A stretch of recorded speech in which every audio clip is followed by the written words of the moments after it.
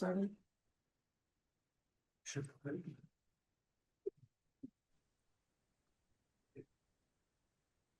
afternoon. Thank you all for joining us. My name is Jo Banner, and I am the co-founder of the Descendants Project based in the United States. I am a descendant of the enslaved Africans in North America, and I'm joined by other descendants of the enslaved who will speak on the panel today, carrying the stories from the front lines of their communities to the front lines of these negotiations. Admittedly, I've been struggling with carrying things this INC 5.2. Every morning, I have a mental debate on the items I should carry with me and the size of the bag to carry it. Once my bag was too big and I managed to lose my credit card, thankfully found it. I then used a smaller bag to fit in my bigger bag and forgot the smaller bag on the chair. It reminded me, ironically, how easy it is to forget what we carry, no matter how important. It's a lot to carry the weight of an entire community that has been sacrificed and excluded, not just at home, but here at these negotiations. The world would like us to forget the story of our ancestors, the impact of their enslavement on our modern day lives. The connection of their enslavement to the detrimental impact of plastic is having on descendants of the enslaved, like my community in Cancer Alley, that has the highest risk of cancer in the world, one of the highest risk of cancer in the world. Much like us, the story of plastic is rooted in the story of slavery. It's no coincidence we are in this space together and at opposite ends of the spectrum. Brackets and annexes are not new to us. Our whole existence has been carved out in brackets. How else would you describe a country that celebrates Independence Day while enslaving or sacrificing others? As noted, abolitionist Frederick Douglass said, "What is the 4th of July to a slave? What is a treaty that continues to bracket our human rights and acknowledges our freedom, but only in the margins?" The weight of our story grows heavier. This morning, as I walked to the Palais with once again too many bags, a friend asked if he could help with carrying the load and gently extended his hand. What my friend didn't know was the bag held the signed banner of descendants from Cancer Alley and the descendants of Harriet Tubman. A banner I had watched over like a hawk since I left Louisiana to have here for this moment. I decided to let it go, despite my fear, just for a while. Although it was hard, it sure helped ease the weight off my shoulders and my mind as I walked back into the space. I'm sure his gesture seemed small, but it meant the world to me, especially when many in the world are here to distract from our stories. It was an example of true allyship and solidarity. Although it is me telling my story, my friend acknowledged the weight of it and literally helped to carry it here. This is a space for our panel to tell their stories. We will continue to carry our stories and experiences to the end. We urge you to help us carry throughout the treaty negotiations and beyond. Take notice when our voices are not there and intervene. Help us remove the brackets and center our stories throughout this process. We already know the weight of developing a meaningful treaty is a very heavy one to carry, but thankfully, we are all here to carry it together. And with that said, let me introduce our panel. We have Heather Mercurio-Tony with Beyond Petrochemicals, Dr. Jamala Jen with Break Free from Plastic, Tiana Shaw Wakeman with Black Women for Wellness, Regina Martin, with Black Women for Wellness, Daryl Jordan with Break Free Detroit, John Beard with Port Arthur Action Network, Amina Tariq Sitabay with EarthDay.org. So, Heather, pass the mic to you. Can you hear me? Get louder.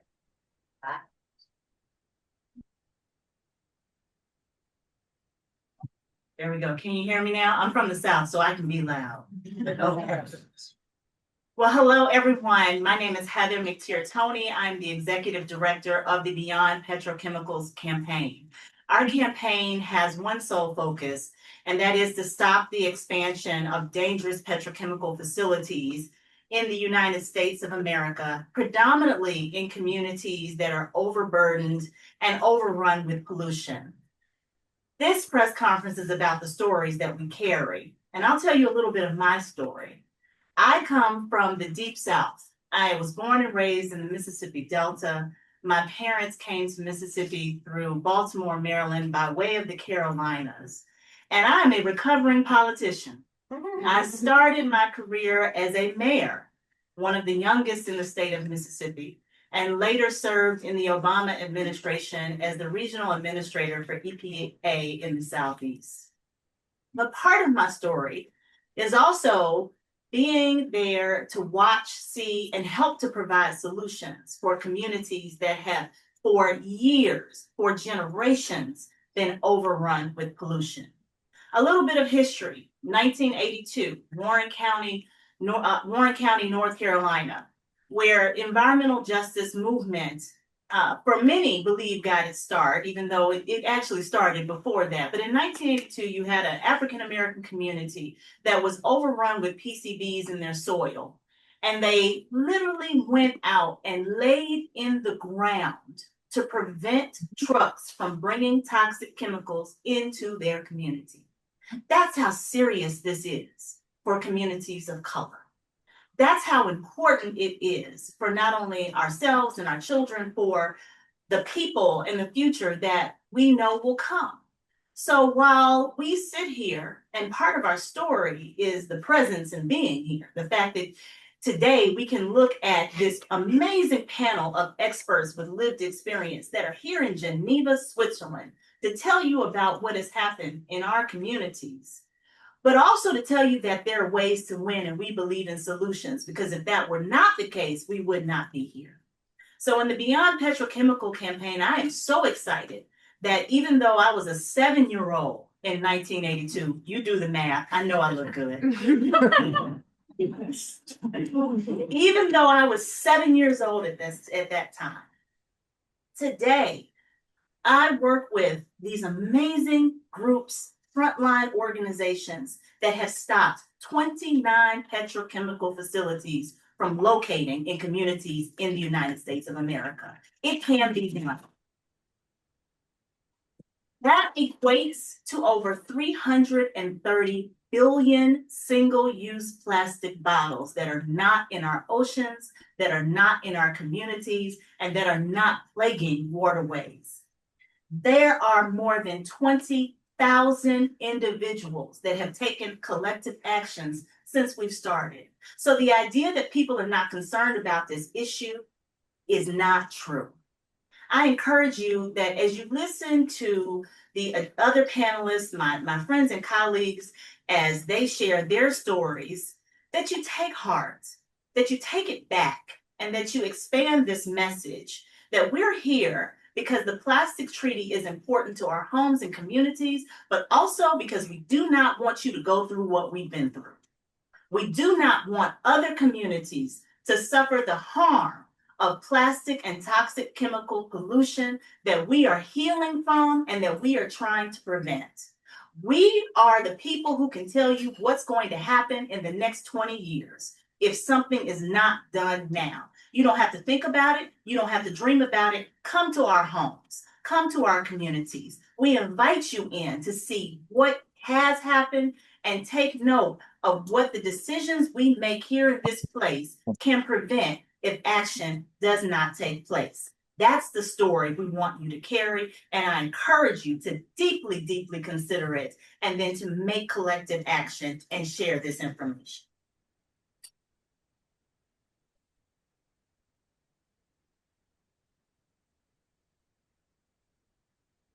Hey y'all, everybody hear me go? Everybody hear me okay? Yes. Thank you for coming. My name is Dr. Jamal Lachin. I'm Science and Policy Advisor with Break Free from Plastic US. A little bit about my story. I'm originally from Detroit, Michigan.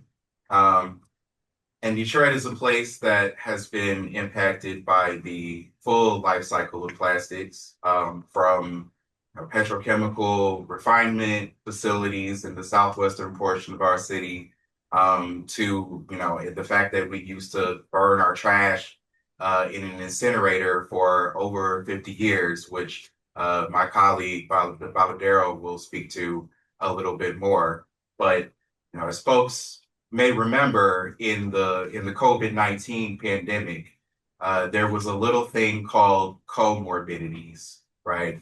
And comorbidities was a fancy medical term for what happens when you have an affliction that could, compound with COVID-19 to make you even more sick and to possibly pass away.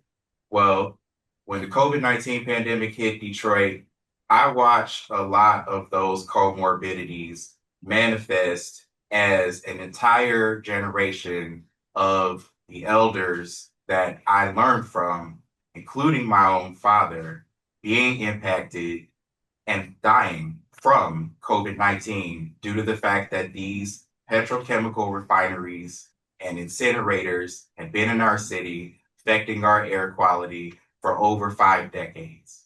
So that's the sincerity of this crisis right now. And that's the experiences that have brought us, a lot of us, all of us, to these negotiations to try to inform these negotiations and really make it clear to delegates that we are trying to inform this treaty process from our very lived experience, from things that we have seen and that we have heard.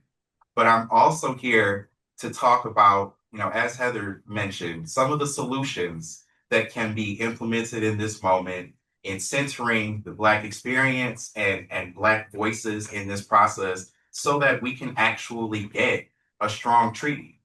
When I think of enslavement and the history of enslavement in the United States, I think about how many businesses they needed startup capital in order to operate in their initial public offers, right? And that startup capital is a large sum of money that they got from a friend, that they got from a bank, that they got from somewhere in order to open up that business. Well, our bodies, our labor, our blood was the startup for American capitalism.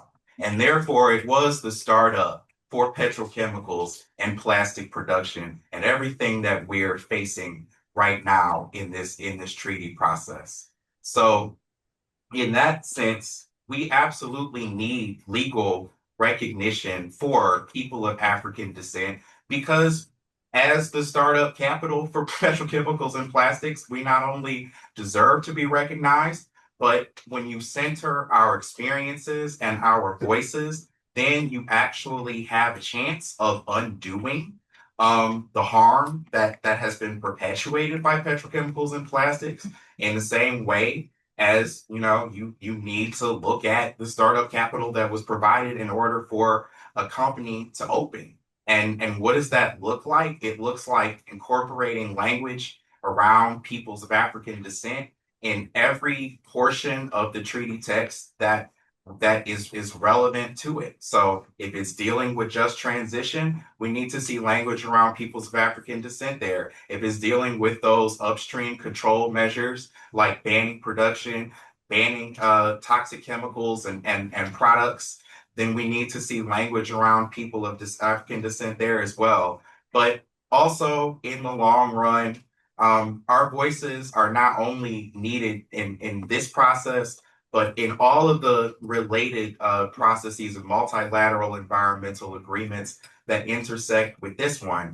And for that reason, we are calling for a major group that's recognizing people of African descent to eventually be established in the United Nations Environmental Assembly so that we can have that voice, so that we can have that legal recognition. And our experience as the startup capital, well, I'm out of time, but I'm gonna keep talking. Our experience as the startup capital for all of this can be recognized, can be centered. We want a strong treaty now. We are still committed to that, no matter what the political situation is. The reality in the hood, the reality on the ground in our communities is the same. And we ask you all to support that legal recognition and the centering of our voices to make that happen. Thank you so much.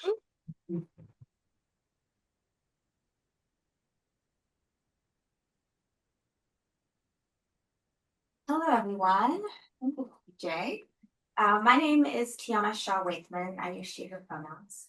I grew up in the southeastern US where I was used to seeing flags and statues celebrating the Confederacy, the group of states in the US who fought to keep the system of chattel slavery.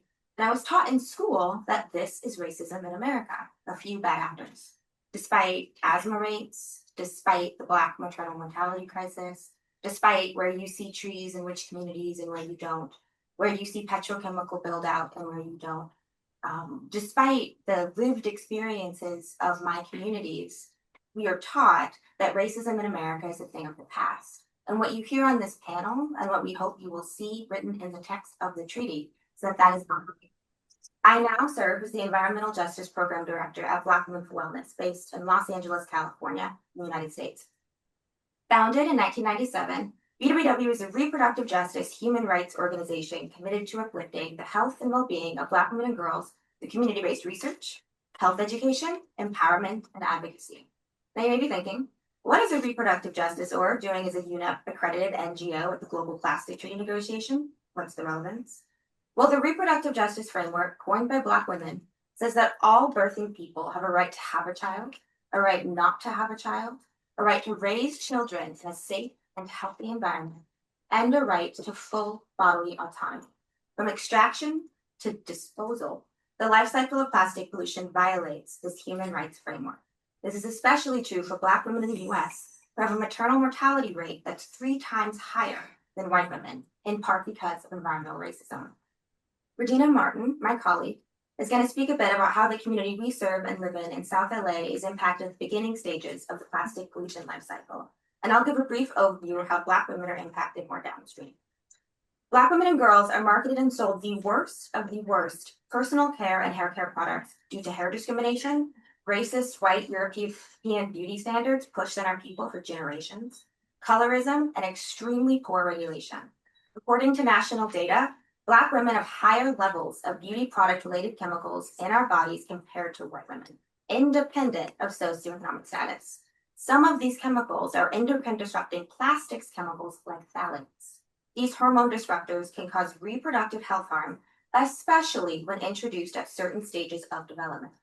Alongside many academic partners and nonprofits and allies and our community members, we've been working to research, address, and name this reality called the environmental injustice of beauty, and to draw attention to the connection between toxic chemicals and beauty products marketed to Black women and the plastics industry. Black hair care products especially are a harmful source of chemical exposure for Black women, and we cannot let petrochemical companies and plastics producers get away with polluting our bodies and harming our reproductive health. This harm is heightened by the reality that there are many other sources of plastic chemical exposure at the consumption stage of the life cycle of plastic pollution for Black people. I'll speak briefly to 2. First, food packaging. In the United States, there is a system of food apartheid coined by Karen Washington, where Black communities and other Black women are denied healthy, nutritious foods and instead inundated with processed packaged foods that can leach hazardous chemicals. We recently released a report, The Life Cycle of Plastic in South Los Angeles, Community Insights, after many conversations with residents in our community, and concern about inescapable plastic packaging in the food industry came up constantly. Second, bottled water. Black families in the United States rely heavily on bottled water because of unsafe drinking water in many Black communities, from intentional neglect and disinvestment in water infrastructure, and for the pollution we're talking about today. For many Black families, avoiding leaded pipes, for instance, means paying extra for bottled water with microplastics and leached chemicals. From these sources, Black hair care and personal care products, food packaging, and bottled water, there are cumulative impacts of plastic chemical exposure, all of which is a violation of reproductive justice. For these reasons, this treaty must address the full life cycle of plastic, must address human health with consideration for reproductive health, and must make explicit mention to the particular experiences and circumstances of people of African descent, like Black women and Black communities in the United States. Now, I'm really excited for you to hear from my colleague, Regina.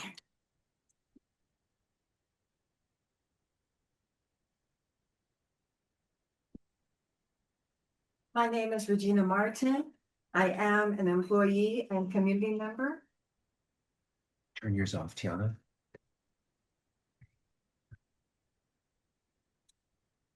My name is Regina Martin. I am an employee and community member at Black Women for Wellness.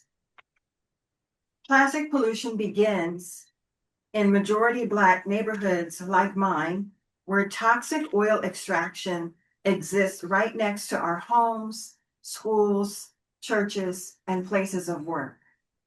The Global Plastic Treaty must tackle the full life cycle of plastic and reduce plastic production at the source. Otherwise, it will fail to benefit my community and the many other Black communities harmed at the upstream stages of the plastic life cycle.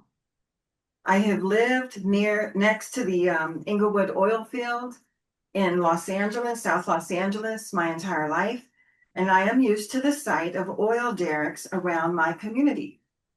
As a child, I used to play games where I counted oil derricks to pass the time. The Inglewood oil field is the largest urban oil field in the United States, and the predominantly Black communities like mine that are located around it have complained of negative health impacts for decades. Health complaints that have since been backed up by numerous scientific studies. From childhood through to the present day, smells and releases from the field have caused me headaches and stomach problems. And my sister suffered from asthma, even though there's no history of asthma in our family.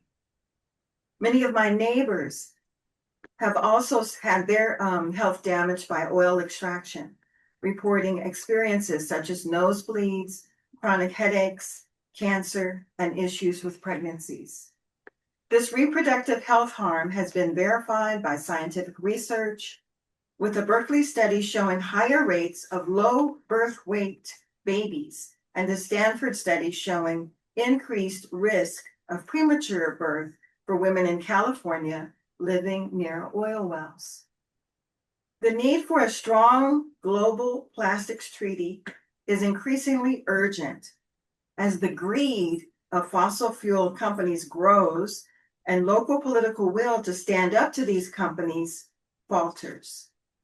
Big oil is increasingly turning to plastic to drive their enormous profits. But these profits are made at the expense of people like me and my neighbors. They make millions, but do not pay for our hospital bills or our children's missed school time. Our governor in California is bowing to pressure from the oil industry and enabling these companies to continue to sacrifice the health of Black communities. We urge you to heed our voices and stories as we tell you that an ambitious treaty is a matter of life or death for our communities. Thank you for your time, and now I will pass it to Baba Darrell.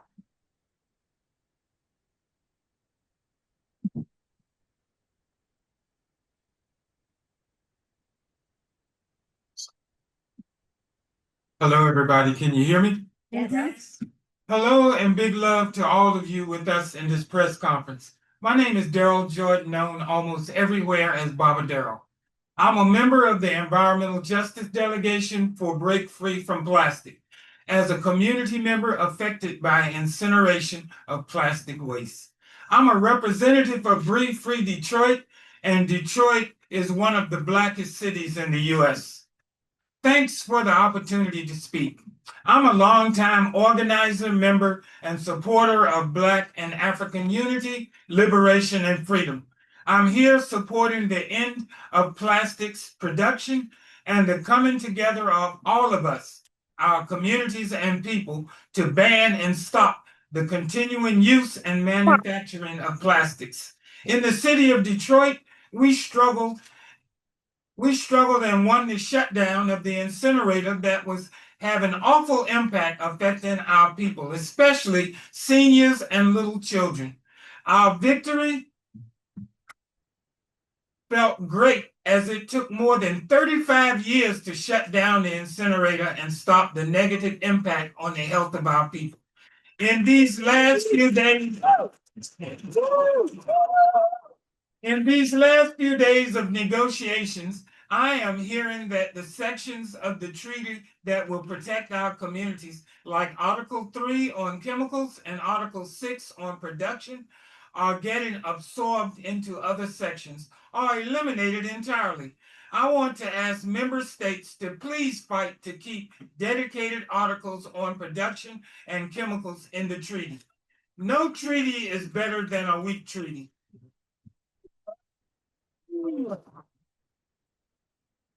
Please, please, please do not impact what's happening. We need, like Dr. J, I am also asking for people of African descent to be legally recognized in the treaty text. I hope that we all can come together to save all our people and people of the world by shutting down the production and use of plastics. I know this is a big issue, but we have to come together to make the future of our world a better place for all of us, all the people. Thank you.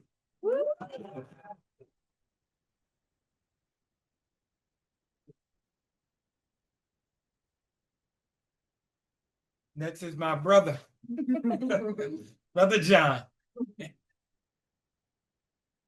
Thank you, Baba Darrell. Good afternoon, everyone.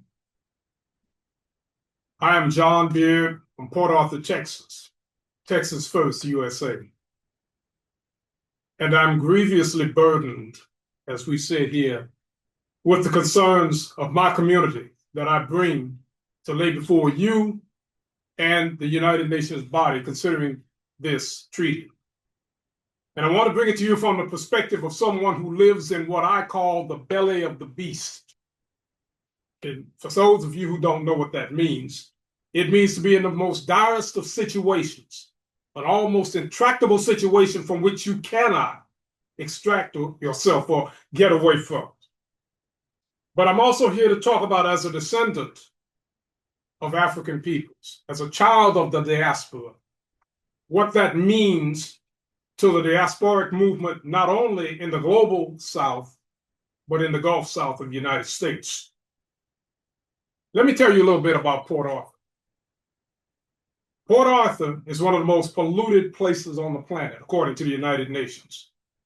A person of color living in Port Arthur has a 40% higher chance of dying from cancer due to petrochemical exposure to formaldehyde, to benzene, and to other chemicals.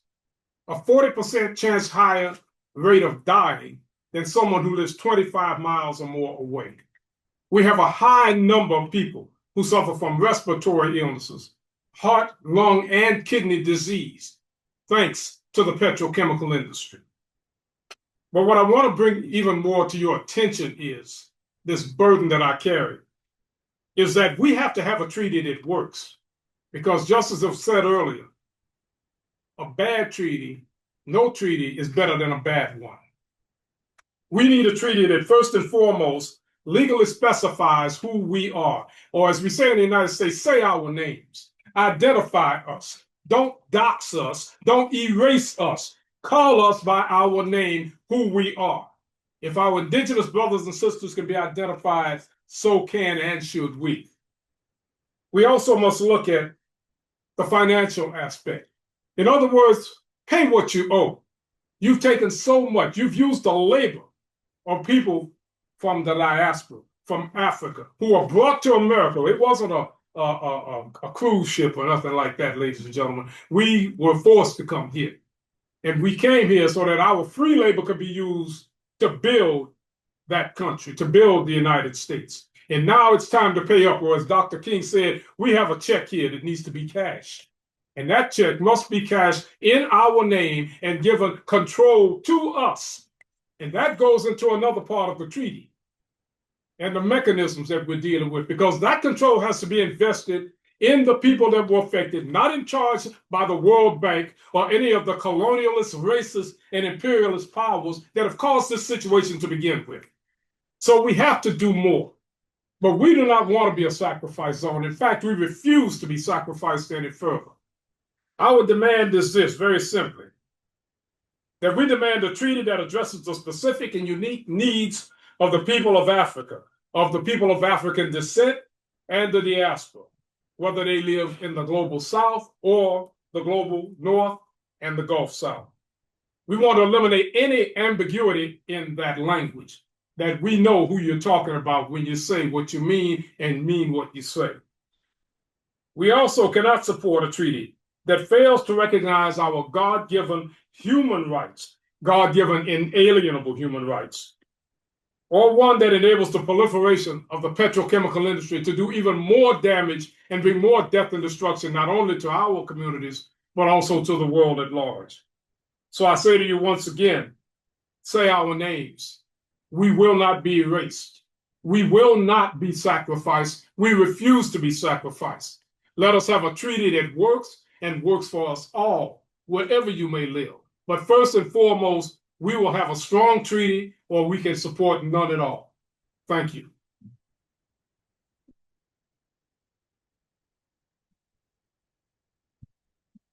Wow, what a panel to follow. Good afternoon, everyone. Thank you so much for being here. My name is Amina Tariq City Bay, and I'm on one side Black American, descended from enslaved people in the United States. And on the other side, I'm West African of Malian and Senegalese descent. Both unique, beautiful cultures with many similarities and many differences. I'm also here representing EarthDay.org, a global nonprofit dedicated to mobilizing climate action and focusing on issues like ending plastics and improving environmental literacy. We have heard powerful testimonies here today from Port Arthur, Detroit, Louisiana, to the intimate spaces of Black wellness and beauty. But these are not just American stories. They are part of a larger global story, a story lived by people of African descent across the diaspora. Our stories are connected, our pain is connected, and so is our power. When we speak about a unified experience, we are naming a pattern that crosses borders. We see the legacy of slavery and colonization in where our communities live, often in the shadow of industry. We see political marginalization that results in our neighborhoods having fewer protections, looser enforcement of environmental laws, and almost no voice in the decisions that shape our air, our water, and our health. We see economic exploitation, toxic products and waste dumped in our communities because someone somewhere decided that because of our extra melanin, our lives are worth less. This is not a coincidence. It is the predictable outcome of a global system that treats Black lives as sacrificial in the pursuit of profit. In the Caribbean, petrochemical complexes in Trinidad and Tobago emit toxic fumes into nearby Afro-descendant neighborhoods. Islands like Jamaica and Dominican Republic receive plastic waste imports they did not create. In Latin America, Afro-Colombian fishing villages live with oil spills and refinery waste. In Brazil's Bahia state, Black communities breathe air thick with petrochemical pollution. In Europe and Canada, Black neighborhoods in London and Toronto face higher exposure to incinerators and dumps. And across the Pacific, Afro-descended communities in Australia and New Zealand live near waste facilities and are targeted with cheap, toxic consumer goods. Different countries, but the same industry, the same tactics, and the same health consequences. No matter the flag we live under, the map looks the same, with Black and Indigenous people on the front line of the plastic crisis, yet pushed to the back of the decision-making table. Across the diaspora, we share the same harms. Toxic chemical exposure that affects reproductive health, fuels cancer rates, and damages lungs. The marketing of toxic beauty and hair care products directly to African-descended consumers. Waste colonialism, with plastic waste exported from wealthy nations into our communities, leaving us to deal with the contamination and health risks. And intergenerational trauma, where environmental burdens pile on top of centuries of social and economic injustice. The statistics don't lie. Black communities are among the most impacted by these hazardous environmental practices. The plastic treaty must reflect this reality. It must explicitly name and protect people of African descent wherever we live. It must ensure we have meaningful participation at the negotiation table, not just as witnesses. It must hold industries accountable for the harm done to our communities. And it must commit to monitoring and reporting treaty impacts in a way that makes race and ethnicity visible, so that no one can hide the disproportionate harm behind statistics. This is not charity, this is justice. Across oceans and borders, we are all one people. Every single person on Earth and those yet to be born are contaminated by microplastics. Our shared experience of harm demands a shared commitment to change. The plastic treaty is our chance to say, we are not sacrifice zones. We are not invisible. We are not making this up. And we will not be left out of the text that decides our future. I will end with a quote by Angela Davis. If they come for me in the morning, they will come for you at night. Thank you.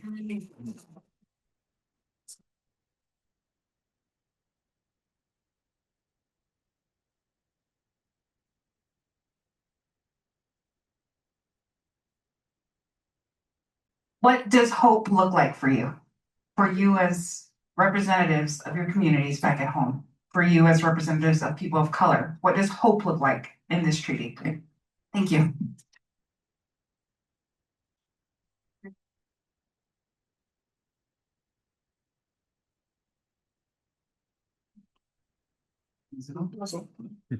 I'd like to respond to that.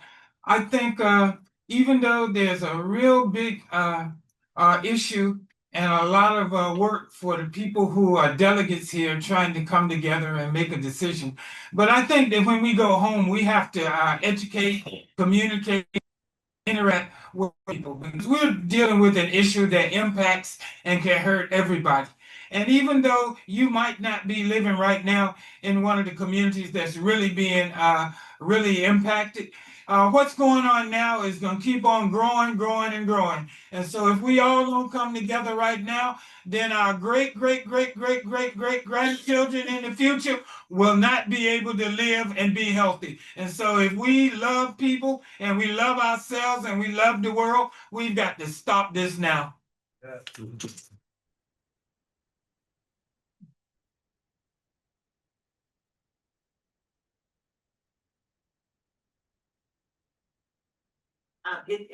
That's an interesting way to say, or I guess framing of hope. And the reason I say that is because I think I can speak for this panel when I say we're constantly hopeful. We don't have any choice except to exist in a space of hope. So what would be helpful in this process from where I sit is to make sure that we have decisions in a treaty that is grounded in science, that includes significant focus on public health with targets that also include how we're going to reduce pollution and that are taking into account the lived experience and wisdom of both indigenous peoples, the science that comes from that, so that we are able to go home and continue on in a way that I think crosses constituency bases and lines. Again, we're speaking from our lived experience. And the good thing about that is we're still here. And again, we do continue in that space of hope. So I don't want anybody to leave this room thinking that we're hopeless. That too often is a narrative that leaves these treaties, that because something did not come out in one way, perceived or not perceived, that we are hopeless. Let's stop that narrative right now. We are not hopeless. If anything, we are unified that we will continue the work. We will continue to work together. Come hell or high water, we are going to continue to make sure that plastic pollution, petrochemical pollution, toxic chemicals are reduced and eliminated in our communities for the benefit not just of ourselves, but for the benefit of us all.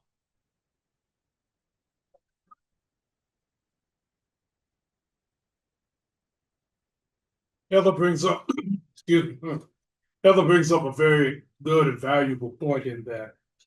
And in my faith walk, there's a saying that we have to be prisoners of hope. You wouldn't have gotten out of bed this morning and come and be here with us today if you didn't have hope that you could get up, stand up, mobilize, and get over here to do this work. It is impossible to live without hope. We live in the hope that we can have a better life for ourselves and for our children, for those that come after us, because we don't live here just for ourselves. So we have to continue in hope and work in hope for a better day. But at the same time, going back to what Bubba Dow said, we've got to broaden our lines and our outreach. It's easy to sit in this echo chamber of this room and talk about this with each other, use all the acronyms and such.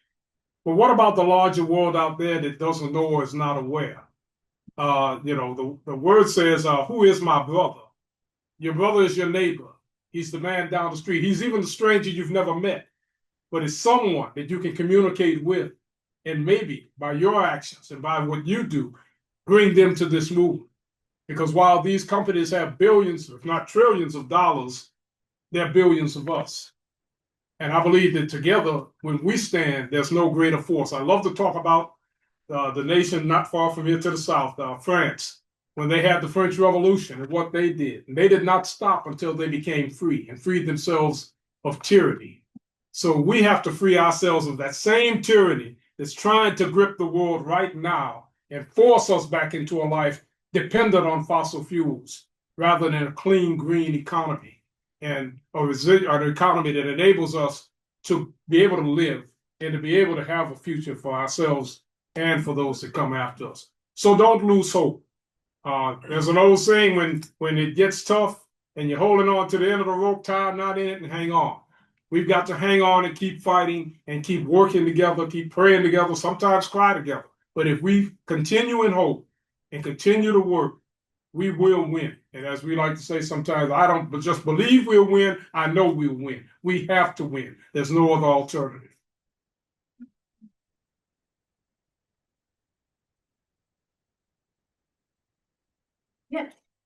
One more question. Hello. Thank you so much, first of all, for those amazing stories that are full of hope, actually, hope for everybody. And I have a very practical question related to the negotiations here at INC 5.2. There is this, some people is considering to lose Article 6 related to the control of production in order to, strengthening Article 3 about the control on chemical products and Article 5 about design. So that leaves out of the overproduction. And you guys are on the side where production actually happens. So what would you say if a country is considering strengthening Article 3 and Article 5 in order to lose Article 6 or the control of production? Thank you for that question. I would say, as many of our panelists expressed, that is the continued sacrificing of our communities. It's the continuation of the sacrifice zone that have plagued our ancestors. It's the reason why this industry can work, because it comes at the cost of our communities. It comes at the cost of our ancestors, our health, and our humanity. No one wakes up and says they want to be brave or courageous or resilient. That means you've had a hell of a day. If these are the things you need to get through the day, all we're asking is to be human and to be ourselves. We just want to be us without having to be superheroes for anybody. And this treaty, or if that is eliminated, that's what we have to do. We have to act with superhuman strength that is wearing us away. So we are standing up. We do not want to be sacrificed. We cannot be sacrificed anymore, because once they take us out, they're coming for you. They're already there. So we're asking everyone again, no treaty is better than a weak treaty. We all are moving forward with that message and hope that the member states can also do the same things. Let me add to that too before we call it a day. The product design, chemicals of concern, and all are part of production. And this is one thing about production you have to understand. The more production, the more pollution. The more production, the more pollution. And then what Joe is saying is going to be the case. We're going to be sacrificed further. So we're not going to go for that. That's unacceptable. One of my favorite terms is totally unacceptable. And we have to fight and push back for that. Because the very same people talking about this are the ones that created the problem in the first place. And they are not going to be the solution to it by taking these things out. Once again, get rid of the ambiguity, make it say what's necessary, make real the changes that we need so that our communities and this planet can survive. Just one more thing on that. I mean, there are already ways to strengthen Article 3, right? You could have separate annexes for the chemicals and the products, which is really what it should have been to begin with. And there are ways to strengthen Article 5 by focusing on non-toxic reuse, which is what we should have had to begin with. And that kind of ties into, so, I agree with Joe, I agree with John, that we still need a dedicated article on production, and to sacrifice that is absolutely to sacrifice our communities. But I think it ties into the first question too about hope, because really the main thing that gives me hope is that we will be included from the outset, that our voices will be included from the outset. And if just do that, then they won't have these conversations where we're constantly being sacrificed and then told about it later. Just include us and the environmental battles that we are going to continue to fight for the next several decades. The battle against climate change, the battle against toxic pollution will be won.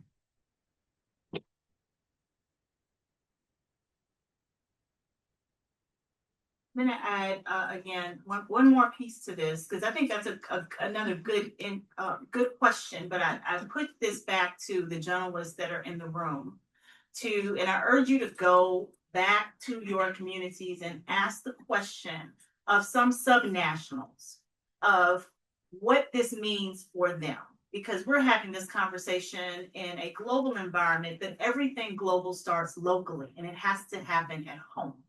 And so ask the question of your subnationals and local communities, how do they plan to permit production if it's not done here? How do they plan to explain to their people in their communities what is going to happen if this is not done here? And I think it begs the question of how we're positioned to make significant difference that can help, can speed up, can be supportive of local communities if we make these decisions here.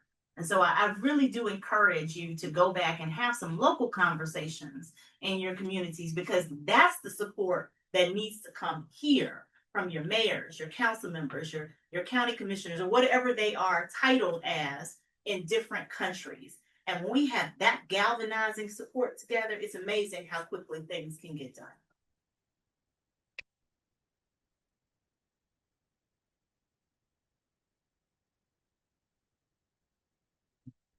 Okay, so we are out of time. I'd just like to thank all of you once again for joining us. When Dr. J. Tiana and I had this idea, we wondered who would show up, and around 1:55, when the room was still a little bit bare, about to throw something over here. Appreciate y'all coming out and helping us to carry our story. So thank you once again.